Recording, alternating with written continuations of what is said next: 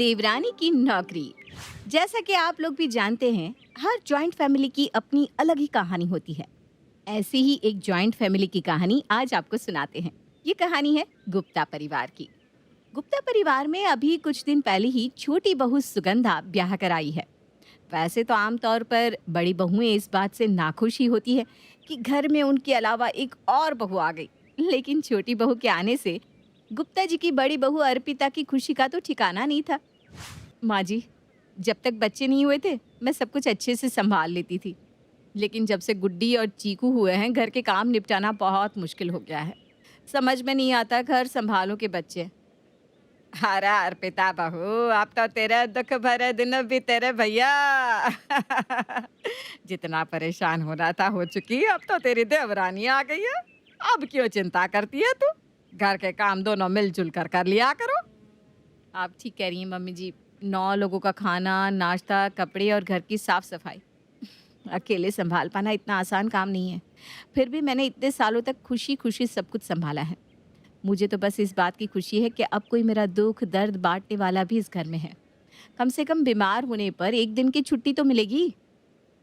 हे भगवान, या तो सबने पहले ही मुझसे काम कराने के ख्याली पुलाव पका रखे, लेकिन इन लोगों को ये नहीं पता मुझसे घर के काम कराना मतलब बिल्ली की गले में घंटी बांधना, जो इतने सालों में मेरी मम्मी नहीं करा पाई।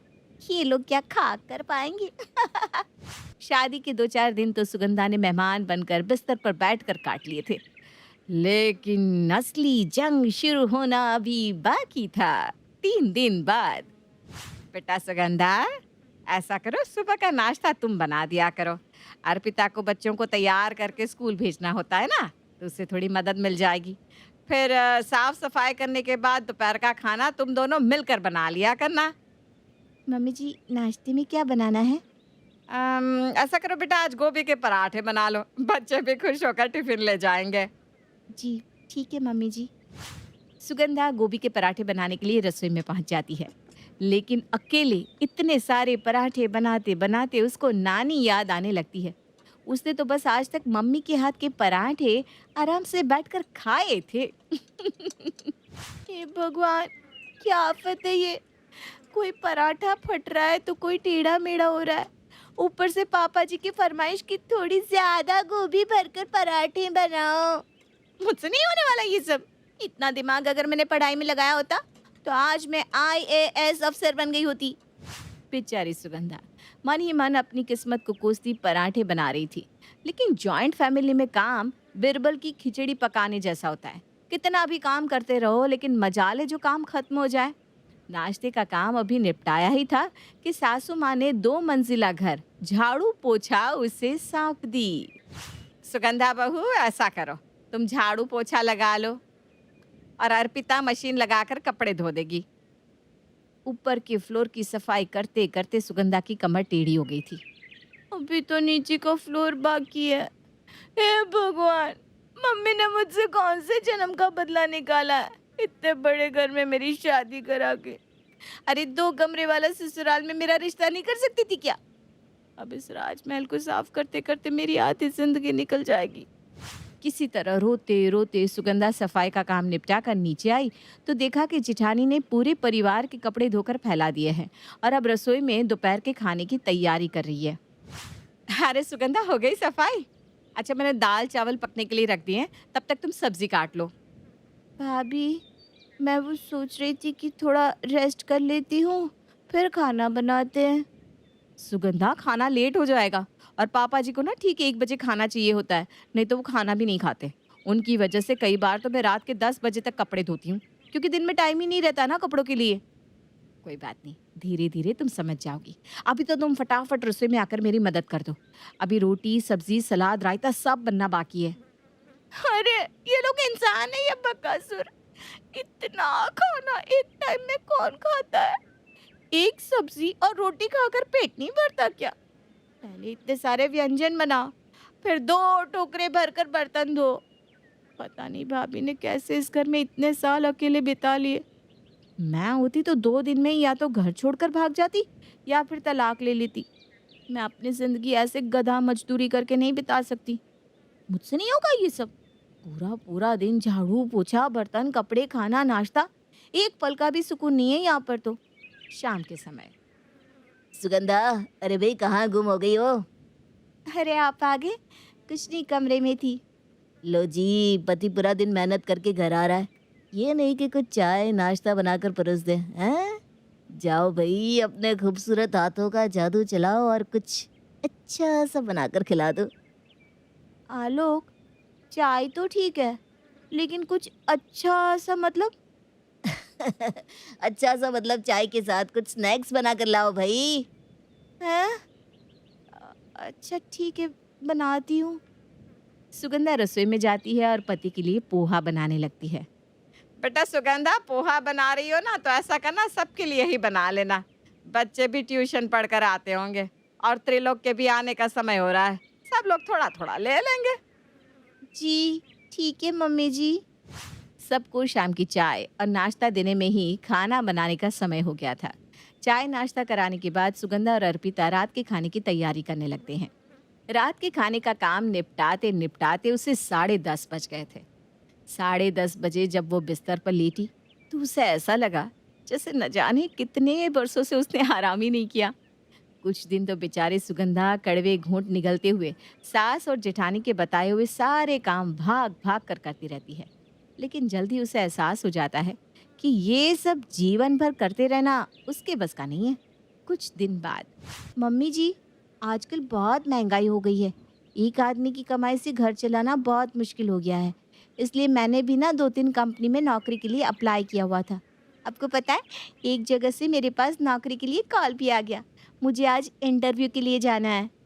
अरे वाह बेटा, बहुत अच्छी सोच है तेरी। ऐसे थोड़ी ना बहू का घर की लक्ष्मी कहते हैं। देखो तो कितनी समझदार है मेरी बहू। आते ही मेरे बेटे का हाथ बटाने के लिए कोशिश करने लगी। एक तू है और एक वो अर्पिता है।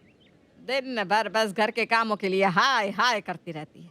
अरे नया जमाना है, औरतें चांद तक पहुंच गई और इनसे तो घर भी नहीं संभाला जा रहा।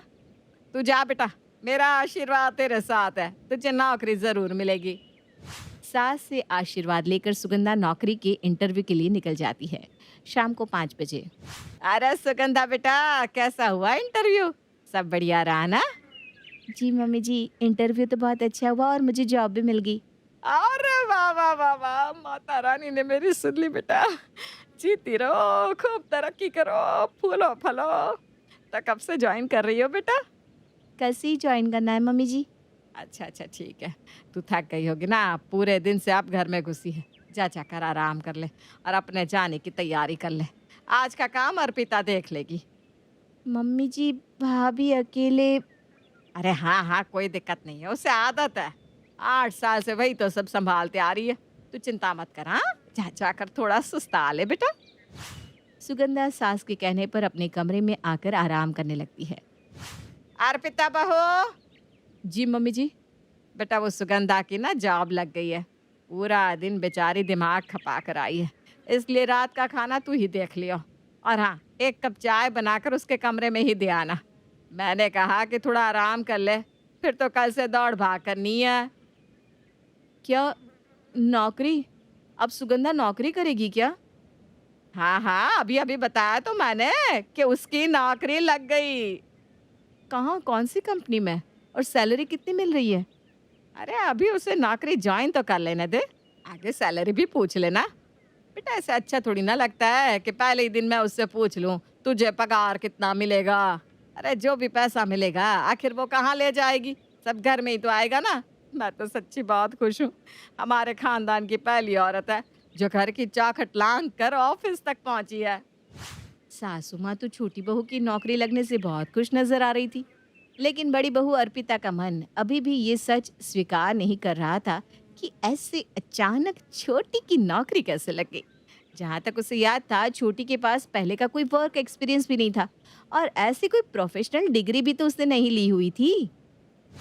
डाउट तो मेरे मन में बहुत सारे हैं, लेकिन प्रॉब्लम यह है कि अगर मैंने कुछ भी कहा तो मम्मी जी को यही लगेगा कि छोटी की तरक्की से जल रही हूँ। अर्पिता बहू, ऐसा करना है, सुबह जब तू बाकी सबका टिफिन बनाएगी ना तो सुगंधा का भी टिफिन पैक कर देना। वो बेचारी पूरा दिन ऑफिस में काम करेगी, कम से कम घर का खाना खाएगी तो शरीर में ताकत बनी रहेगी। माँ जी, सुगंधा को कहिए ना सुबह उठकर कम से कम नाश्ता बनाने में ही मेरी थोड़ी मदद कर दिया करे। फिर तो वो ऑफिस चली जाएगी और पूरा दिन घर के कामों में मुझे अकेले ही खटना पड़ेगा। अरे बहू, ये कैसी बेतुकी की बात कर रही है? वो बेचारी सुबह सुबह ऑफिस के लिए निकल रही है। अब ऑफिस में भी वो सारा दिन काम ही करेगी, हाथ पर हाथ रखकर बैठेगी तो नहीं। तू घर में है तो घर के काम तो तुझे ही करने पड़ेंगे ना। और मुझे ना ज्यादा ज्ञान मत दे, जाकर उसका टिफिन बना जा। मम्मी जी, मुझे पता है कि वो ऑफिस जा रही है तो वहाँ काम ही करेगी, लेकिन घर के काम भी तो उसके अपने ही है ना।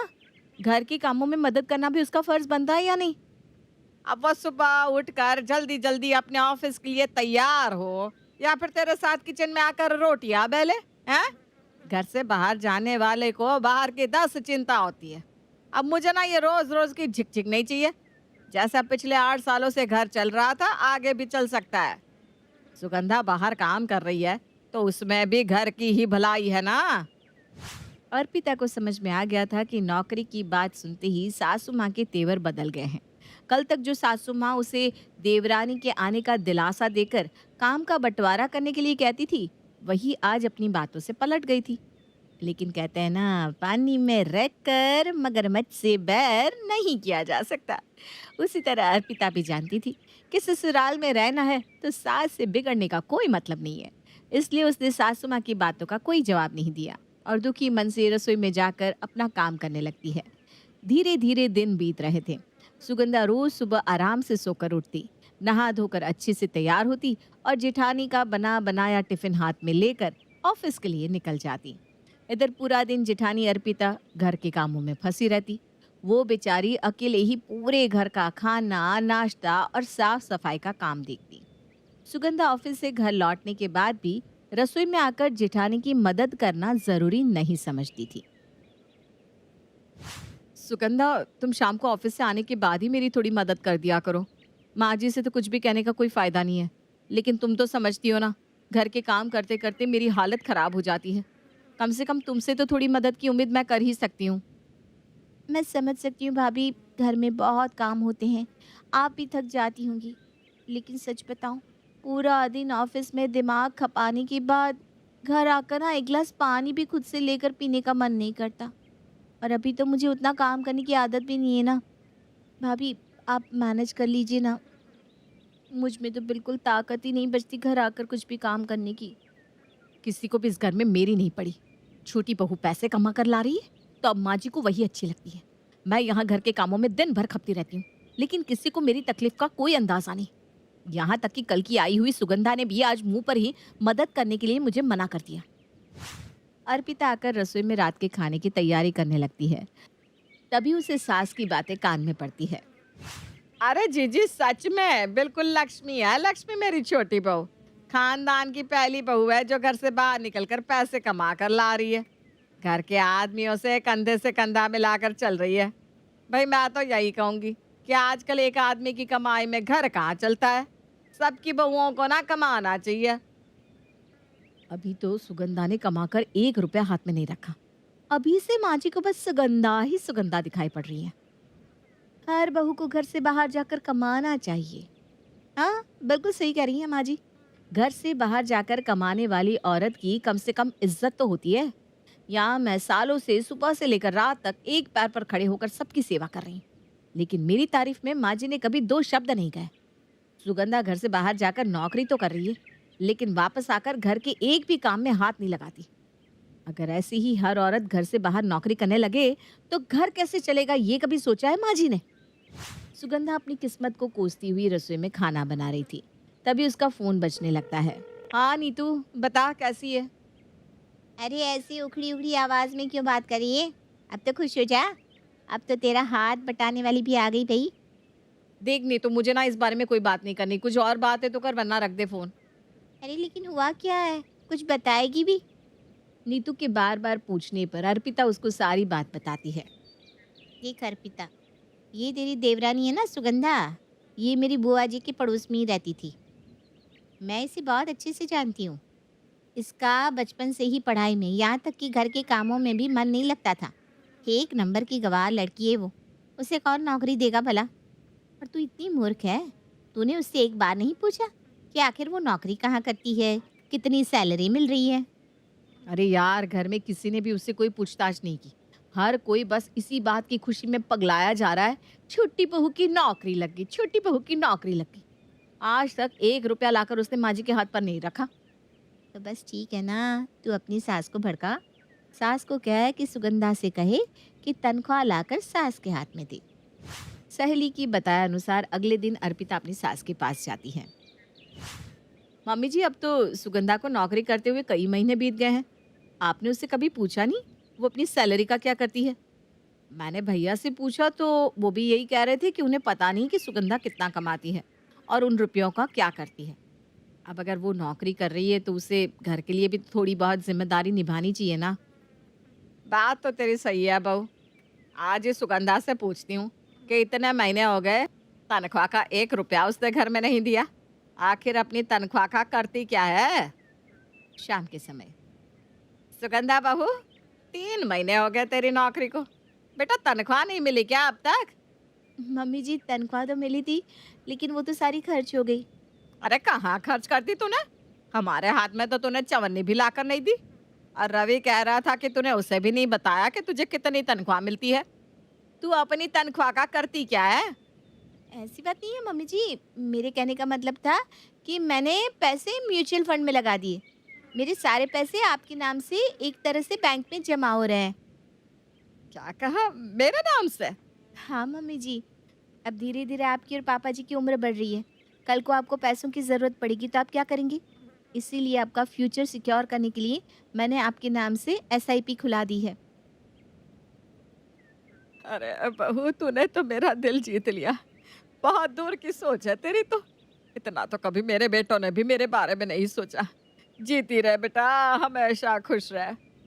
सुगंधा के मुंह से सास के नाम पैसा जमा करने वाली बात सुनकर अब अर्पिता को पूरा यकीन हो गया था कि सुगंधा झूठ बोल रही है, क्योंकि पिछले कुछ महीनों में अर्पिता सुगंधा को इतना तो समझ ही गई थी कि वो अपना पैसा किसी और के नाम जमा करने वालों में से बिल्कुल भी नहीं है। बस, बहुत हो गया। अब मुझे ही पता लगाना होगा कि आखिर ये सुगंधा की नौकरी का चक्कर क्या है। अगले दिन जैसे ही सुगंधा अपने ऑफिस के लिए निकलती है, अर्पिता भी माँ की बीमारी का बहाना करके सुगंधा के पीछे पीछे घर से निकल जाती है। अर्पिता देखती है कि सुगंधा घर से निकलने के बाद ऑटो लेकर सीधा अपने मायके चली गई। अर्पिता को ये देखकर बहुत हैरानी होती है। हो सकता है इसे कुछ काम हो, इसलिए ये आज ऑफिस की जगह मायके चली गई हो। मैं कल फिर से ट्राई करती हूँ। अर्पिता कई दिनों तक लगातार ऐसे ही सुगंधा का पीछा करती है, लेकिन देखती है सुगंधा तो रोज रोज ससुराल से निकलने के बाद मायके जाकर बैठ जाती है और फिर शाम के समय वहां से निकलकर सीधा ससुराल। अब अर्पिता को सुगंधा का सारा खेल समझ में आ गया था। अगले दिन, मम्मी जी आपको पता है, आज मैं ना आपको एक सरप्राइज देने वाली हूँ। अरे क्या सरप्राइज है, साफ साफ बता। नहीं मम्मी जी, ऐसे नहीं। सरप्राइज के लिए आपको मेरे साथ चलना होगा। शाम को 4 बजे अर्पिता सास को साथ लेकर सुगंधा के मायके पहुंच जाती है। वहां जाकर वो दोनों देखते हैं कि सुगंधा आराम से बिस्तर पर सो रही है। अरे सुगंधा बहू, तो यहाँ ये सब क्या हो रहा है? मुझे तो कुछ समझ में नहीं आ रहा। मम्मी जी, मैं आपको यही दिखाने के लिए लाई हूँ कि आपकी छोटी बहू कोई नौकरी करने नहीं जाती, बल्कि वो हर रोज घर से निकलकर सीधा अपने मायके जाती है। समधन जी, ये सब मैं क्या सुन रही हूँ? बड़ी बहू सही कह रही है क्या? अरे बहन जी, इस सुगंधा ने ही मुझसे कहा कि आपने इससे कहा है कि अभी नई नई शादी है, ससुराल में मन नहीं लगता होगा, इसलिए तुम सुबह अपने मायके चली जाया करो और शाम को वहां से लौट आया करो। सुगंधा बहू, कोई और बहाना बचा है? कुछ और कहना है या घर चले? मैं चलती हूँ ना माँ जी, वैसे भी घर पर बहुत काम पड़ा होगा ना। हाँ, मैं सोच रही हूँ बड़ी बहू को 1 महीने के लिए उसके मायके भेज दूँ। तू तो है ही घर का काम करने के लिए। क्यों, ठीक कहा ना? बेचारी सुगंधा अपने फैलाए जाल में खुद ही फंस चुकी थी। अब तो उसकी वही हालत थी कि मरता क्या न करता। इसलिए सजा के तौर पर बेचारी अगले 1 महीने पूरे घर का काम अकेले ही निपटाती है।